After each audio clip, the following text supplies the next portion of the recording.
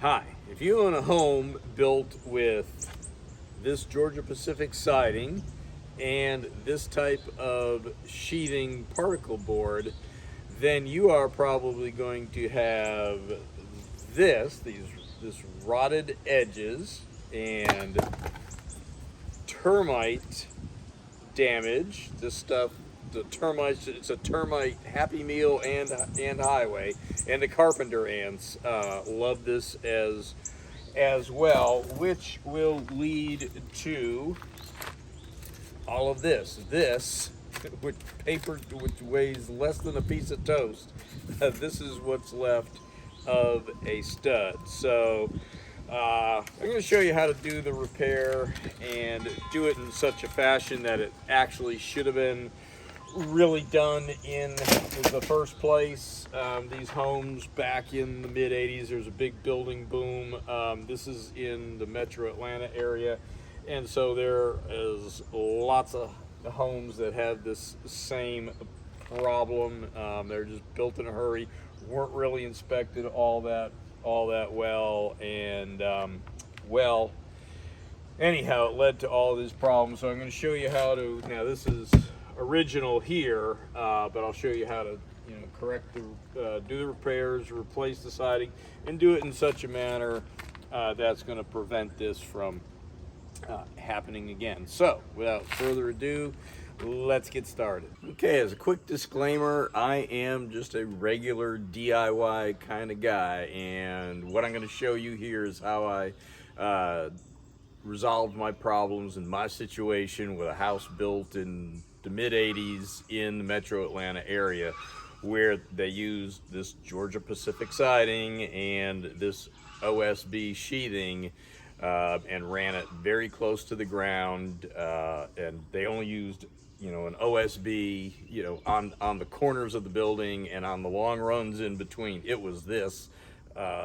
top to bottom, and this stuff is just awful. So again, check with your local county office, town office, town hall, building code, whatever, to clarify and confirm distance of siding to the ground and the finish work and so on and so forth. But the steps I'll show in between on replacing studs and stuff, that's pretty much going to be the same everywhere. But wherever I had this, I replaced it with a more modern mylar backed, half-inch thick styrofoam instead of this. Okay, tools and supplies, and there's probably a little bit more that you're going to need. Side grinder cutoff wheel that helps for cutting off the old nails. Multi-tool. You'll need to make some fancy little niche cuts, and you'll need it for that, and you'll come up with other stuff you'll need it for.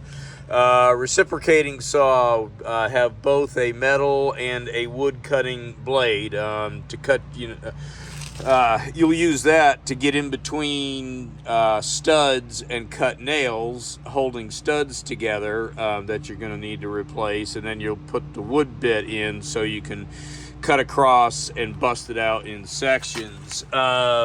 Circular saw for cutting the hardy plank with a masonry blade. Let's see. And wear a mask when doing that, and safety glasses, and try to cut it such that be mindful of the wind, because this is going to make a lot of cement dust that's going to instantly carry on the wind and end up on your neighbor's car. So just be mindful of all of that. If you have somebody working with you with a little squirt bottle, take a little water bottle, and you poke a hole in it and kind of squirt on it as you're cutting. That will cut down on the dust tremendously. Stapler, use that mostly for either to tack up the flashing before I nailed it with the roofing nails, but also you want to have some plastic set up and ready so you can pull it down when you need to. You know, if you got a big area to do and you can't finish it all in one day. So again, since I don't have the siding nailer, I am using the I'm using these screws here. Use outdoor style screws, and again, because I am screwing it and I don't have the nailer, a masonry bit in your drill. Let's see, obviously tape measure, corner square, let's see, caulk, both silicone and latex, scissors for cutting your flashing. Obviously you're going to need a regular carpenter's hammer, and you know, short and a long level, and you know, your flashing material. So this is what termite damage looks like. And how did they get here? Well, they traveled up this, which is this terrible old black sheathing that they used to use, and they ran this stuff all the way down to the bottom of the foundation. Sorry about the noise in the background. It is Saturday and it's a nice day, so folks are out there with their leaf blowers, which they seem to go crazy with. Anyhow, got the shorter of the jack studs replaced, the one that goes on this windowsill next to the window for the window framing, and I'm about to put this one in here, which is the 85 1/4 one. You see there is a little bit of, it's just superficial termite damage on here. So I mean, this is my house, so I chose to just leave it there. As you can see, I can stab it and it's good and strong. I just removed all the little mud trails, got that all out of the way. You know, but otherwise, you know, any other little places, it's, you know, again, like right there, it's superficial. It's fine. You know, doing the job for somebody, I would highly recommend replacing anything with any kind of damage. Doing it for yourself, you know, leave it up, you know, I'll leave it up to you. All right, so got both replacement studs in place. The window is still loose here so that I can, you know, slide foam. So I've left it so I can left it loose so I can put foam, you know, cut the size for the space, and then fill that in, and that way I can have the foam nice and tight up against there and in here. So doing what we can to just air seal and bug seal this, you know, the best as possible. So it's toenailed in here and up there, and then I will on the inside screw them together to each other from the inside and toenail it down. Go ahead, get this flashing barrier up there, and then foam, and then I'm gonna put some of this flashing up under here as well for a barrier. And you can see I've already caulked, and down that end there was a pretty big gap with some unevenness in the concrete when it was finished for the slab. So there's some foam down in that end. That piece of flashing will come off. That's just temporary while I've been working on this and having to open and close it every day just to keep varmints out. So we'll tear that off, foam this, tin and foam this. Then I can put my foam, I'll get my foam in around here, my foam here, and I'm just using, you know, regular roofing nails on that, and then I can continue continue my first course of siding out, and then the rest is just kind of boom, boom, boom, and we'll have this stage of the repair done, and then, you know, next is tearing off the deck and doing the rim joist. Yay! Got the flashing barrier up across the bottom here and silicone caulked on the back, so I'll be adding my styrofoam in between there, and then up in here, and then alongside of this, and then back up that edge. Ideally, I would have wanted to use a Z flashing, and you see I started to make some down in there. It's hard. This aluminum doesn't bend all that easy. I don't know. I think it's aluminum and something else. And the Z flashing is just, you know, just so expensive for strips of it and such. Now, mind you, it was never put here even in the beginning, and now I've got styrofoam, some aluminum. It's all caulked and sealed, and hardy plank, you know, in the styrofoam instead of that. So anything I do is going to be 1,000 times better, and I'll have it air sealed really good, bug sealed. So everywhere that you see this styrofoam kind of foil back, mylar backed foam board insulation, as you can see, was originally just that black particle board sheathing, and this will all get replaced too. I just kind of picked a stop line for right now, just to, you know, just to get up to, and then I'll pull that off and then go all the way up. Put flashing up against the bottom row, and it's caulking. See right here, I draped flashing over the edge just in that area, but it's really difficult to do, and probably unnecessary. So just the rest of it is flashed and caulked, and I'll put a layer of foam in there. And then I built some blocking around here that I'll show you from the inside. And then when the siding goes on, it's just going to have to kind of go in sections down here, and maybe build something nice around the lines to the coolant, and, you know, the coolant lines for the HVAC into the air handler.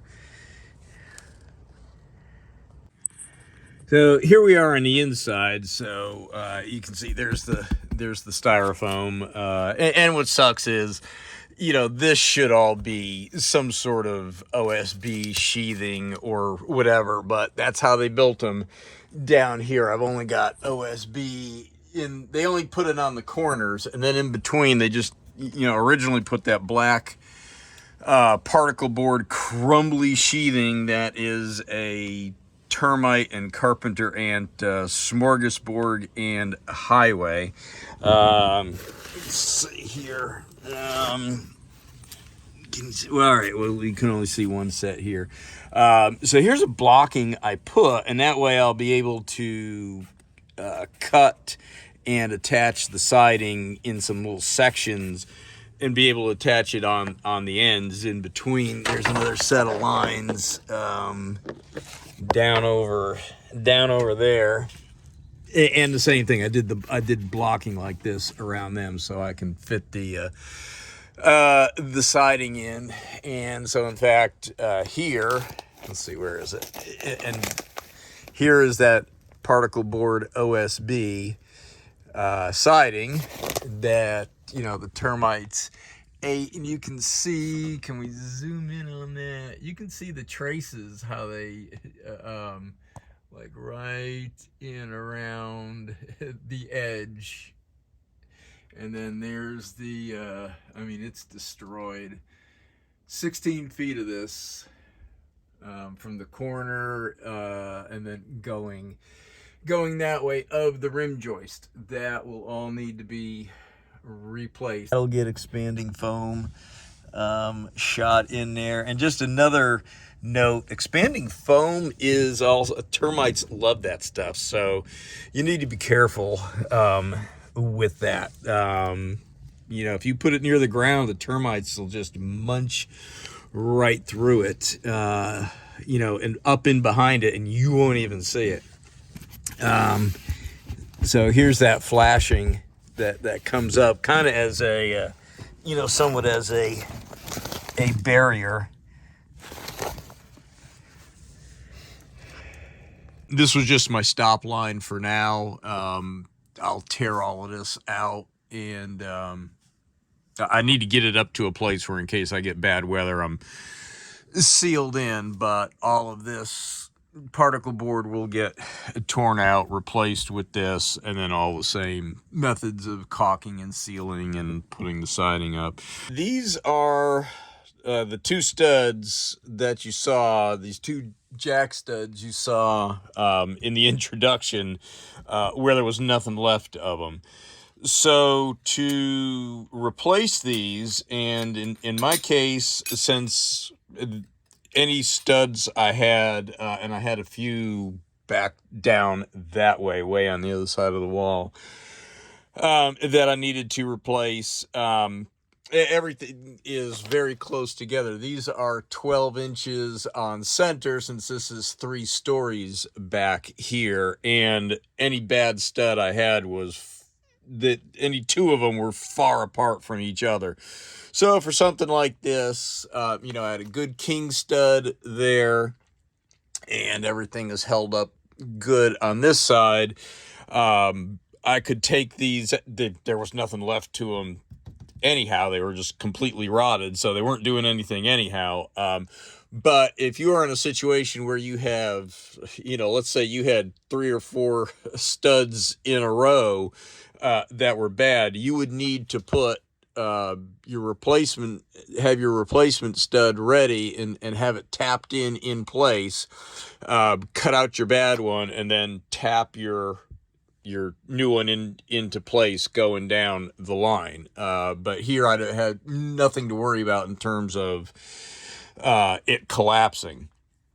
So you're going to want to have a metal tooth cutting bit so you can get in between and cut with your recip saw nails that, you know, have this stud pack connected together, because ideally these should form, these aren't really, don't think of them as 3 individual pieces all joined together. They are effectively one large piece.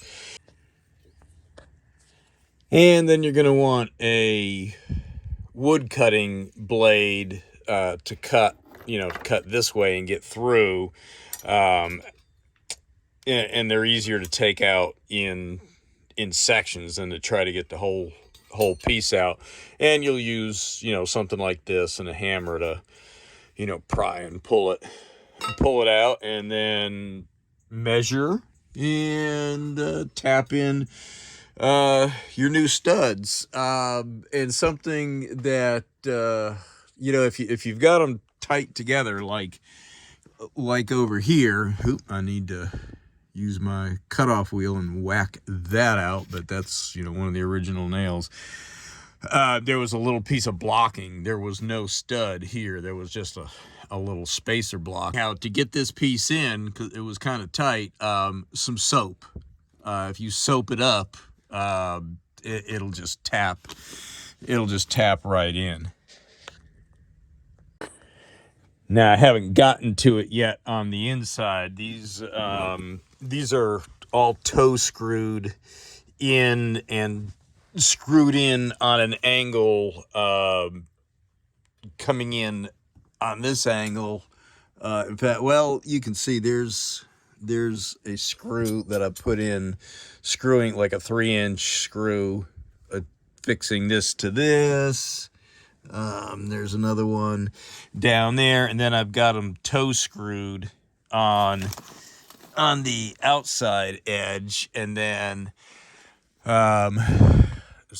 coming in this way, and then I'll run some screws in this way to join all these together. Like you see over here. See how you see that on an angle? I've got that going all the way up on the outside, and then you can see I've got these. I ran them in a little hard. This stud here was a bit warped, and I was trying to pull it in. Ideally, what I needed to do was run a blade through and cut the nails on the bottom, pull it in. Now this space here, okay, this is where they ran the OSB down this far, and then this stuff was filling in the gap on the outside, and then this is what the termites came up and then ran up. That's what happened over here, and then they ran up that stud there and then branched off.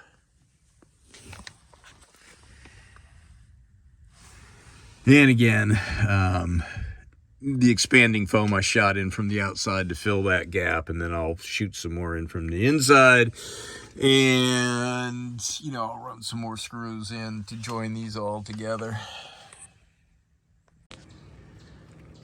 Okay, make sure to leave an expansion gap on your edges here. You're gonna fill with a latex paintable caulk, and of course now I had to peel this out of the way. You can see there's little teeny nails that held this in. These were replacement windows.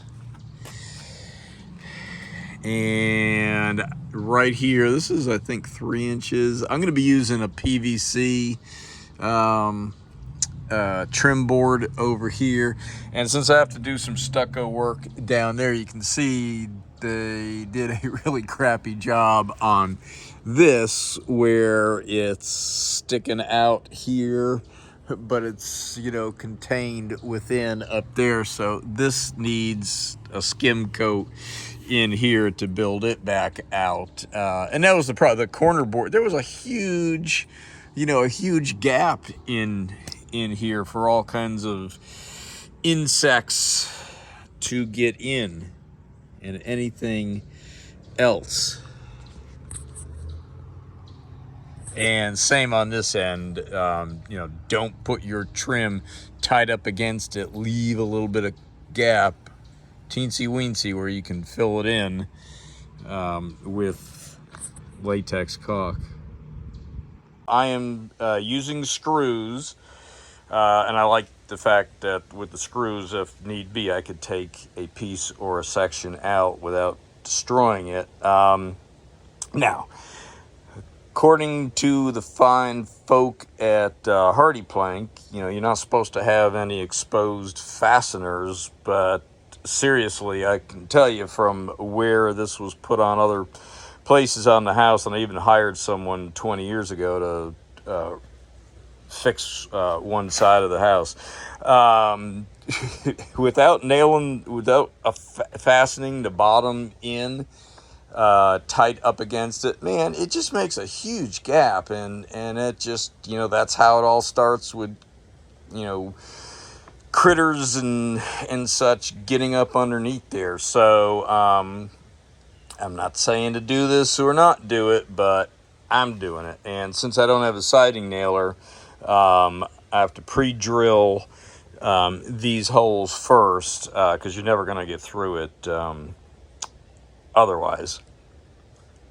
If you try, you're just going to end up cracking it. So, got this piece ready to go, and this little cutout is so it can fit around those lines for the air conditioning. And then I'm going to run a bead of caulk down here on this first course, and that way it'll get pulled up in tight and seal. Because those ones where they did put a bead of caulk on those ones where they didn't fasten the bottom, and it still didn't get pulled close enough for it to seal, gush out and seal. So I'm just saying.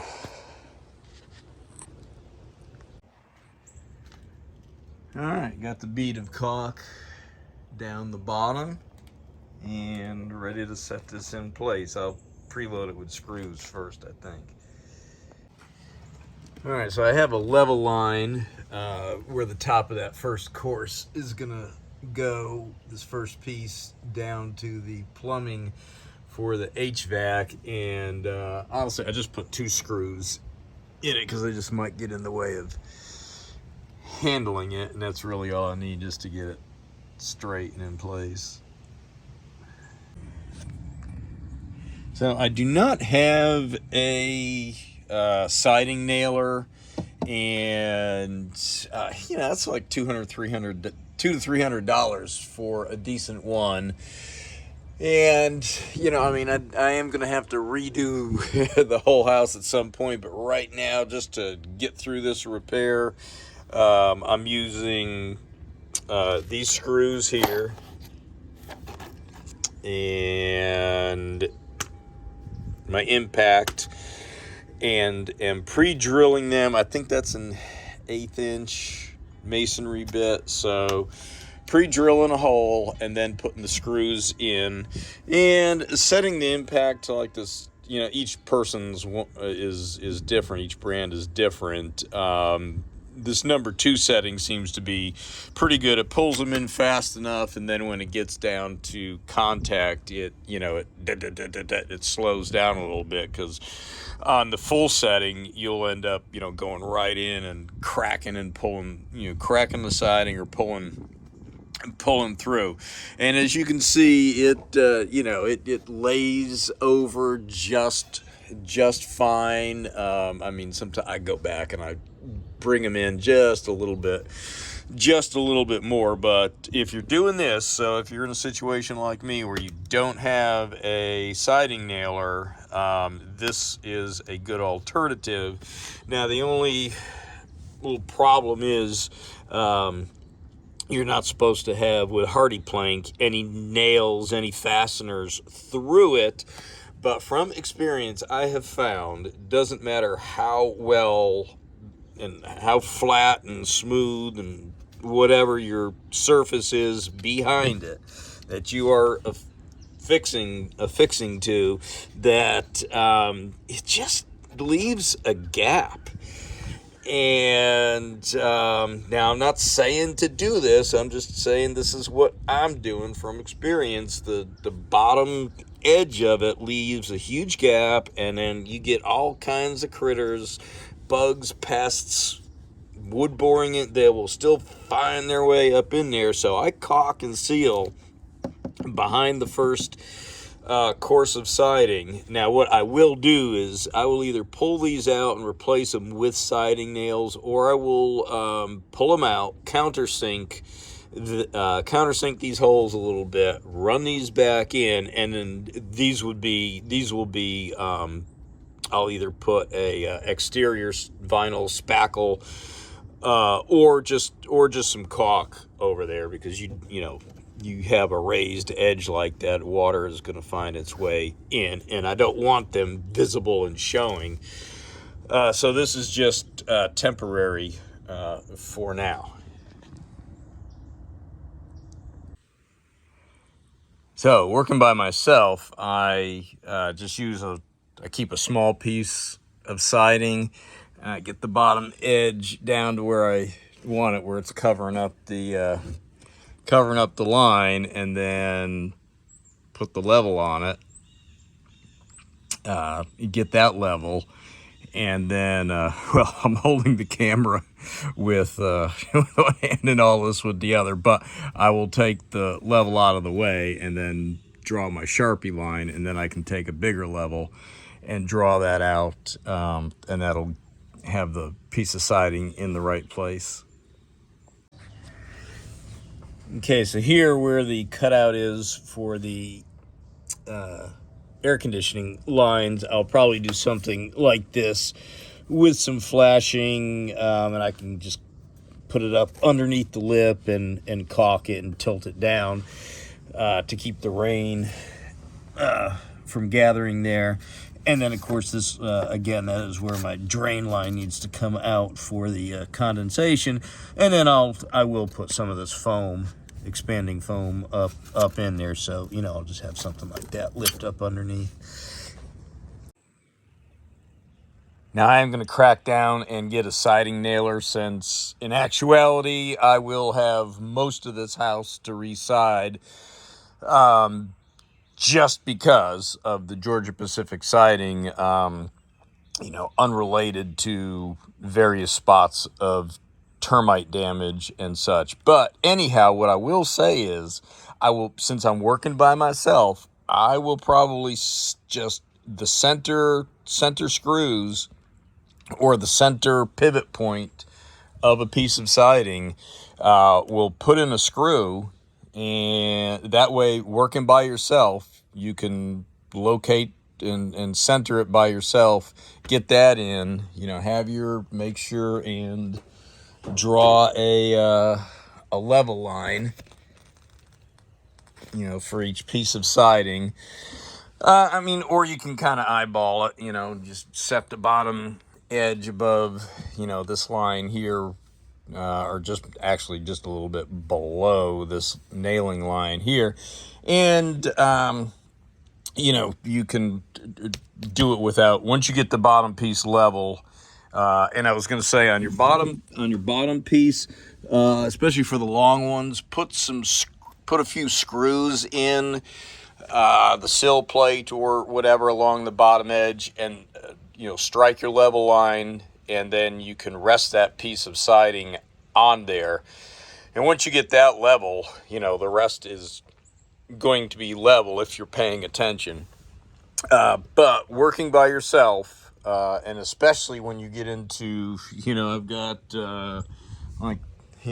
I've got some pieces that were, I put up the full 12 feet, like this one here, all the way down to there. I would go ahead and, of course, do the center screw first. So even with a nailer, working by myself, I am going to go ahead and drill and screw the center point, and then I can adjust it, and then I'll nail the rest.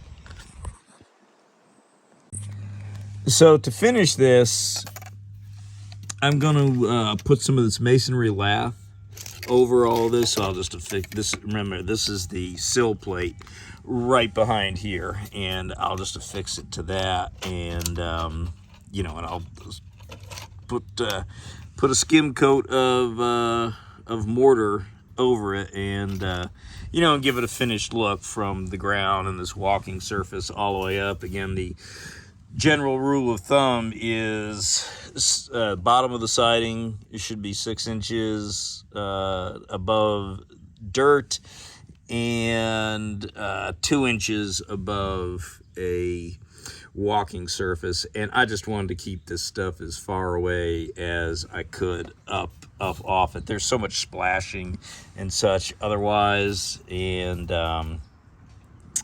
I just chose to raise it up and kind of prevent any issues with that being so close to the ground in the future. And it is sealed super tight up under here. It is caulked, and I want to say nothing's going to get back under there. And it's sealed here where there's foam right behind here. There's a layer of flashing right up against the sill plate and the studs, and then there's the styrofoam, and then there is this another coat, another strip of flashing, and it's all caulked at the bottoms, so that should really prevent all those critters from getting in like they did before. And I'll just put this over it, tack it to the sill plate, and stucco over it. Well, I hope you found this video helpful, useful, entertaining, any or all of the above. If you did, please grab your screw gun and screw down on that like button. Please subscribe, comment, share, and I'll see you on the next one, where we will tackle this rim joist up above, and or we'll get back on the 66 Olds Toronado. So anyhow, thanks again, and I will see you on the next one. Thank you.